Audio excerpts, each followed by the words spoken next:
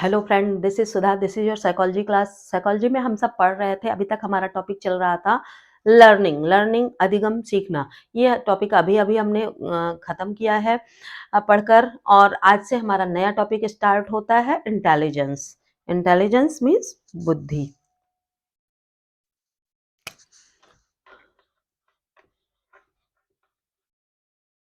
बुद्धि।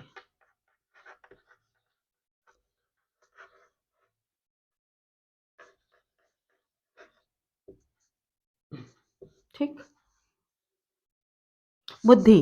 बुद्धि की जब अब बात आती है तो हम ये देखते हैं कि बुद्धि हर इंसान में पाई जाती है।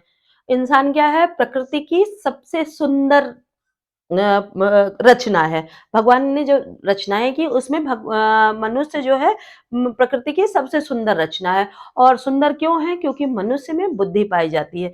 बुद्धि सभी जीव में कुछ ना कुछ बुद्धि जरूर पाई जाती है, पर मनुष्य सबसे बुद्धिमान प्राणी गिना जाता है। क्या है? मनुष्य सबसे बुद्धिमान प्राणी है।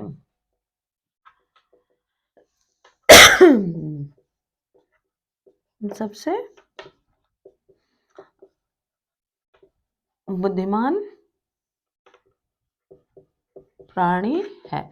अब बात आती है बुद्धिमान हम किसे कहते हैं? इंटेलिजेंट कहते किसको है? कई बार कोई एक पहेली होती है, कोई उसको सॉल्व कर ले जाता है, उसको बुद्धिमान कहा जाता है।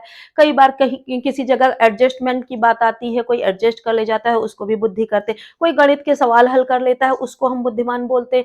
कोई किसी परिस्थिति के साथ अपना समायोजन कर लेता है, उसको हम बुद्धिमान कहते हैं। कई बार किसी के साथ कोई समझौता कर लेता है, उसको बुद्धिमान कहते हैं।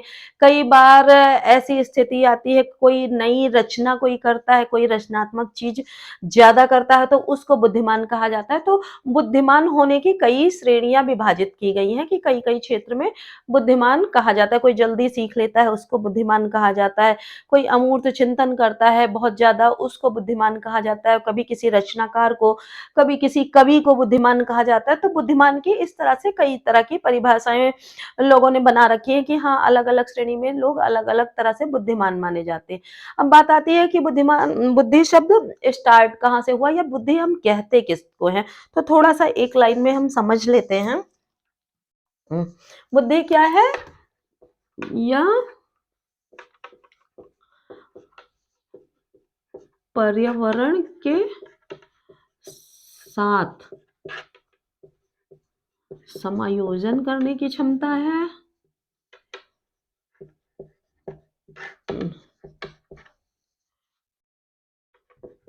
की क्षमता है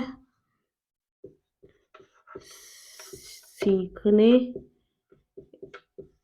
की क्षमता या अमूर्त तर्क।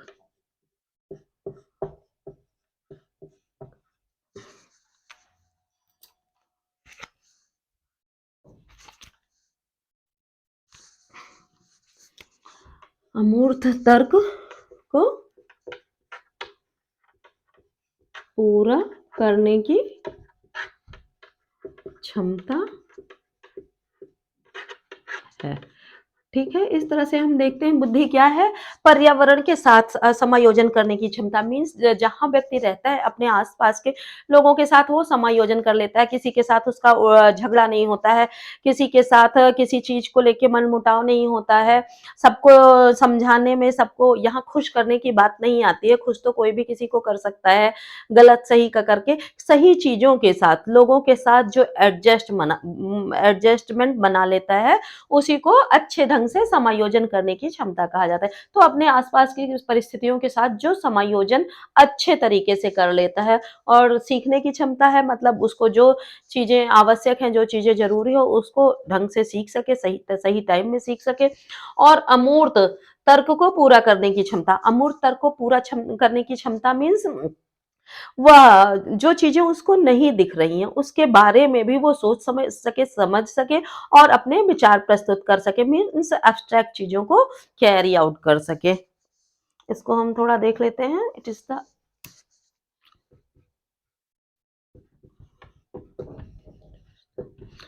The ability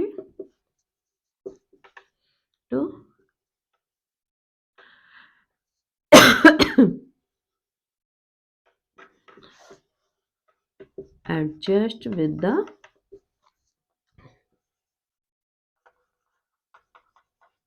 environment,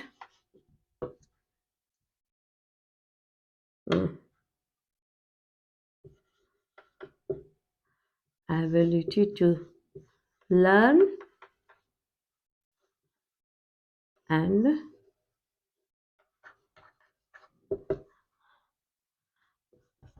ability to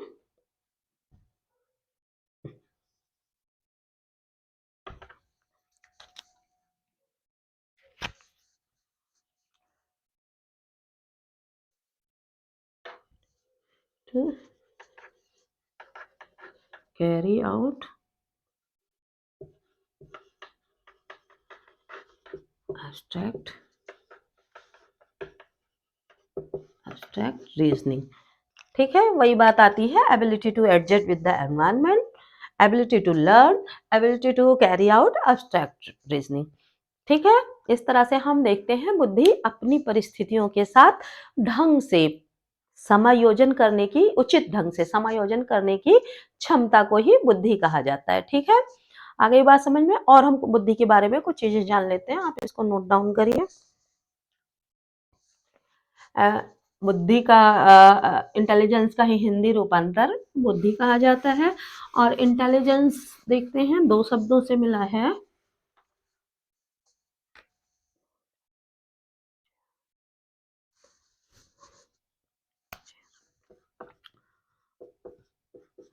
बुद्धि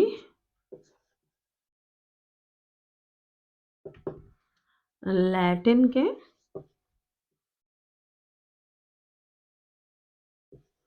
इंटेलिजेर से बना है। ठीक है, कई बार क्वेश्चन आ जाते हैं कि बुद्धि किस से बनी हुई है, किस शब्द से बनी हुई है, तो बुद्धि लैटिन भाषा के इंटेलिजेर से बनी हुई है। ठीक है, इसका अर्थ होता है समझना। इंटेलिजेर का मतलब होता है समझना या टू अंडरस्टैंड। ठीक है, या किस भाषा से, लैटिन भाषा के इंटेलिजेर से बनी है, जिसका अर्थ होता है टू अंडरस्टैंड, यानी कि जिसको हम समझना कहते हैं। ठीक है, जो जैसे, तो इससे भी अर्थ यही निकलता है जो हमारी समझ को अच्छा बनाती, जिससे हमारी समझ का पता चलता है कि हमारी समझ बहुत अच्छी है, हम समझने में, लोगों को समझने में, परिस्थितियों को समझने में, अपने आसपास की व्यवस्थाओं को समझने में सक्षम होते हैं, तभी हम बुद्धिमान कहे जाते हैं। ठीक है, अब एक क्वेश्चन आपके पास आ जाता है कि सर्वप्रथम बुद्धि शब्द का प्रयोग किसने किया था, तो 1885 में गाल्टन ने सर्वप्रथम बुद्धि शब्द का प्रयोग किया था। ठीक है, अब दूसरी चीज,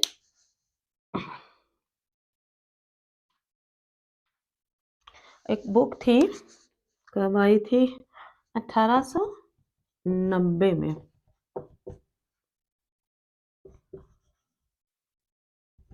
मेंटल टेस्ट एंड मेजरमेंट। इसमें बुद्धि के बारे में प्रस्तुत किया गया था। क्या प्रस्तुत किया गया था? बुद्धि के बारे में बहुत सी चीजें, बहुत से टास्क इस पुस्तक में दिए गए थे। ठीक है, और चीजें हम देख लेते हैं, ये सब वन लाइनर क्वेश्चन आने वाले हैं, निश्चित रूप से एग्जाम में आते हैं। बुद्धि एक ऐसा टॉपिक है जिससे हर एग्जाम में, टीचिंग रिलेटेड जितने भी एग्जाम होते हैं, इसके अलावा जो भी exam, TET, super TET, C TET, REET, या फिर आप यूपीएससी के एग्जाम भी ले लेते हैं, पेट का exam, Haryana TET, Bihar TET, जितने भी 11, 12 या ग्रेजुएशन की साइकोलॉजी या पीजी की साइकोलॉजी जितने भी हैं, सब में इनसे रिलेटेड क्वेश्चन ज़रूर आते हैं। पीजी में तो ख़ैर स्पेसिफ़िक होता है, अदरवाइज़ ग्रेजुएशन तक तो इससे रिलेटेड क्वेश्चन ज़रूर आते हैं, इसलिए बहुत कॉन्संट्रेट होके पढ़िएगा। ज़रा भी ध्यान अपना भटकाने की ज़रूरत नहीं है। यहाँ आपकी बुद्धि भी ज़्यादा काम नहीं करेगी अगर आप कॉन्संट्रेट होके नहीं पढ़ेंगे। तो अपनी बुद्धि का सही प्रयोग करिए और सही जगह लगाइए जहाँ आपको ज़रूरत है।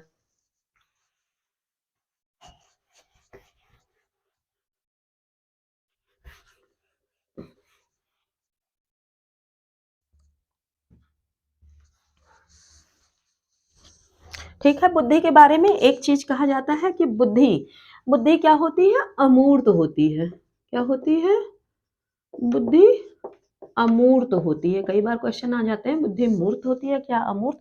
तो बुद्धि अमूर्त होती है। देखिए बुद्धि को हम देख नहीं सकते, ठीक है? इसको सिर्फ महसूस कर सकते हैं, इसकी योग्यताओं से इसको जान सकते हैं। और एक चीज़ और है कि बुद्धि का अ बुद्धि की वृद्धि नहीं होती है। कभी बुद्धि की क्या होता है? वृद्धि नहीं होती है, सिर्फ इसका विकास होता है। नहीं होती,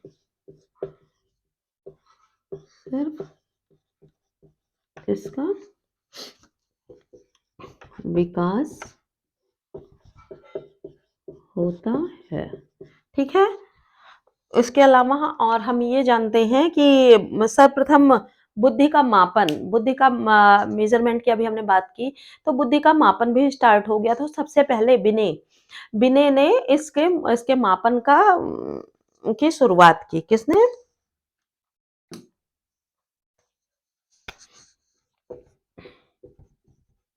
इसके बारे में और चीज़ें अभी नेक्स्ट वीडियो में हम डिस्कस करेंगे। अभी थोड़ा-सा वन लाइनर क्वेश्चन जान लेते हैं। सबसे पहले बुद्धि का मापन, बिने, इनका पूरा नाम अल्फ्रेड बिने था। बिने ने किया था, ठीक है? कब किया था?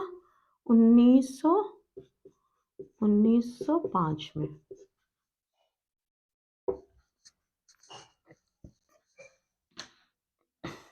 और बुद्धि जैसे कि कोई एक गुण नहीं होता है कि एक गुण हो गया कि बुद्धि है, एक ये गुण हो गया, बल्कि बुद्धि को बहुत सारे गुणों का समुच्चय माना जाता है। बहुत सारे गुण इकट्ठा होते हैं, रचनात्मकता होती है, किसी की एडजस्ट करने की क्षमता होती है वातावरण के साथ, और किसी की सीखने की क्षमता होती है। तो इस तरह से कई सारे गुणों का समुच्चय होती है बुद्धि, ठीक है?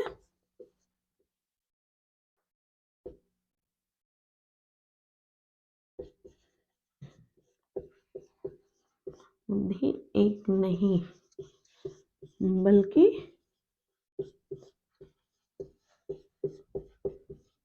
कई गुणों का समुच्चय होते हैं, ठीक है? इस तरह से हम देखते हैं बुद्धि को कोई एक गुण नहीं माना जा सकता है, बल्कि बहुत सारे गुणों का समुच्चय माना जाता है, ठीक है? इस तरह से हम देखते हैं कि बुद्धि की बहुत सारी ये क्वालिटीज़ होती हैं, बुद्धि की विशेषताएँ अभी हम नेक्स्ट वीडियो में पढ़ेंगे। अभी तो हम बुद्धि के बारे में जानते हैं कि क्या-क्या इस उसकी स्पेशलिटीज़ होती हैं, ठीक है? अब आते हैं थोड़ी-सी, बहुत सारे मनोवैज्ञानिकों ने इसकी परिभाषा दी थी, तो कुछ प्रमुख परिभाषाओं को हम देख लेते हैं।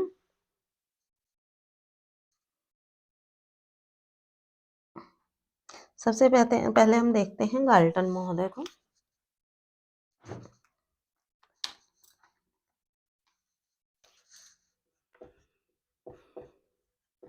गाल्टन गाल्टन महोदय ने क्या कहा कि बुद्धि पहचानने तथा सीखने की शक्ति है, ठीक ठीक है? पहचानना किसी व्यक्ति को पहचानना नहीं, किसी की योग्यताओं को पहचानना, अपने आस-पास की परिस्थितियों को पहचानना, जहाँ उसको एडजस्टमेंट बनाना है, वहाँ की चीज़ों को पहचानना। यहाँ पहचानने से उसका मतलब है और सीखना, कोई भी नई चीज़ जो उसके किसी व्यक्ति की आवश्यकता की है, जिससे कुछ अच्छा होता है या एडजस्टमेंट बनता है या कुछ नई चीज़ें व्यक्ति सीखता है, तो उस सीखने से है। तो इस तरह से गाल्टन महोदय ने कहा कि बुद्धि पहचानने तथा सीखने की शक्ति है। ठीक है?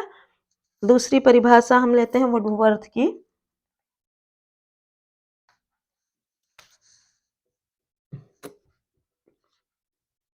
वुडवर्थ वुडवर्थ महोदय ने कहा कि बुद्धि क्या है? कार्य करने की एक विधि है।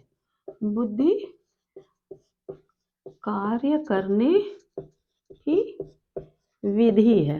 विधि मतलब किसी अच्छे विधि का मतलब किसी कोई एक तरीके से नहीं, उस तरीके से जो सभी के साथ एडजस्ट हो जाए, किसी को बाधा ना पहुँचाए, किसी तरह से वो किसी को कष्ट में ना लाए, सभी के साथ समायोजित होके रहे, तो उस विधि से इनका मतलब था, ठीक है?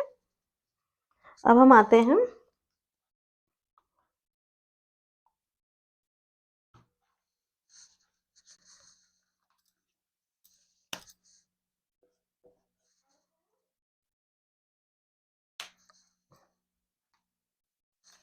आते हैं टर्मन महोदय पे। टर्मन महोदय ने कहा था, क्या कहा था? अमूर्त चिंतन की योग्यता ही बुद्धि है। क्या कहा था? अमूर्त चिंतन की योग्यता ही बुद्धि है। ठीक है?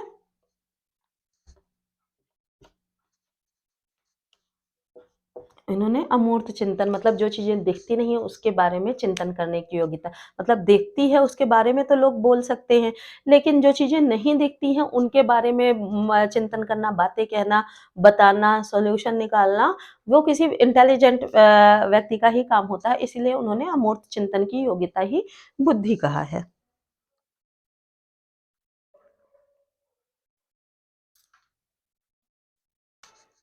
अब बर्ट महोदय, उनका कहना था कि अपेक्षाकृत नई परिस्थितियों के साथ समायोजन ही बुद्धि है। ठीक है? कितनी परिभाषाएं हो गई? 1 2 3 4 परिभाषाएं आप जरूर नोट डाउन कर लीजिएगा। नोट्स में इसके बुद्धि का नोट्स अवश्य बनाइएगा। जितनी भी चीजें हैं, वन लाइनर भी काफी इंपॉर्टेंट है, और जो ये परिभाषाएं दी जा रही हैं, परिभाषाएं एग्जाम में इस तरह से आ जाती हैं कि एक लाइन दे दी गई और आपसे क्वेश्चन पूछ लिया गया कि ये परिभाषा किसने कही, किस मनोवैज्ञानिक की है, तो इस तरह से क्वेश्चन आ जाते हैं। इसलिए आपका परिभाषाओं को याद करना बहुत जरूरी है।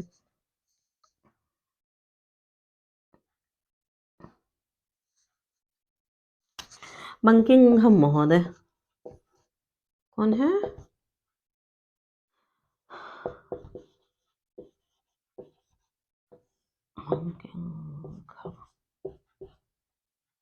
नहीं,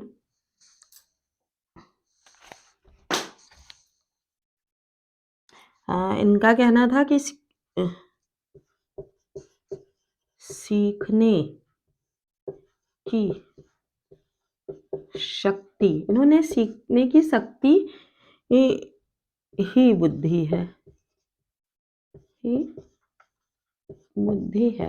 इन्होंने सीखने की शक्ति को ही बुद्धि माना था। ठीक है? छठी परिभाषा हम देख लेते हैं। स्पीयरमैन,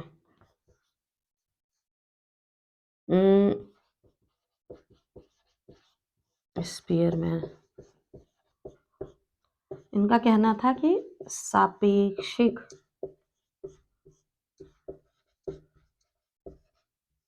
चिंतन ही बुद्धि है। ठीक है? इनका कहना था कि किसी परिस्थिति के अनुसार जब चिंतन किया जाए वही चिंतन ही बुद्धि कहलाता है। आप इन परिभाषाओं को नोट डाउन कर लीजिए।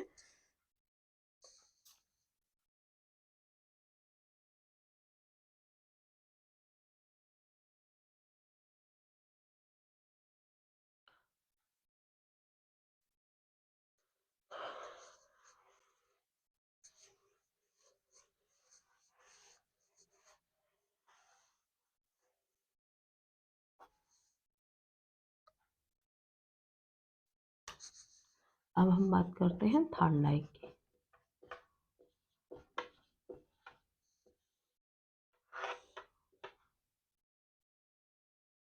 इनका कहना था कि वास्तविक परिस्थितियों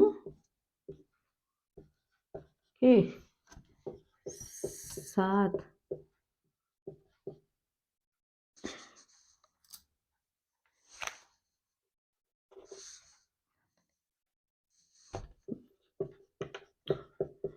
अपेक्षित प्रतिक्रिया करने की योग्यता ही बुद्धि है। ठीक है, इन्होंने क्या कहा, इनका कहना था कि वास्तविक परिस्थितियों के साथ अपेक्षित प्रतिक्रिया, जैसी परिस्थिति है उसी के अनुसार जो प्रतिक्रिया वहां अपेक्षित है वो प्रतिक्रिया करना ही क्या कहलाता है, बुद्धि कहलाता है। ठीक है,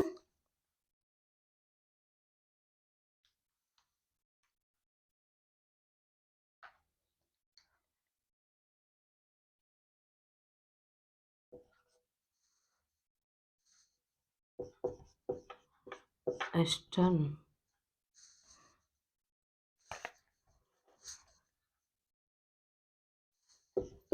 इनका कहना था कि जीवन की नवीन समस्याओं के साथ समायोजन ही बुद्धि है।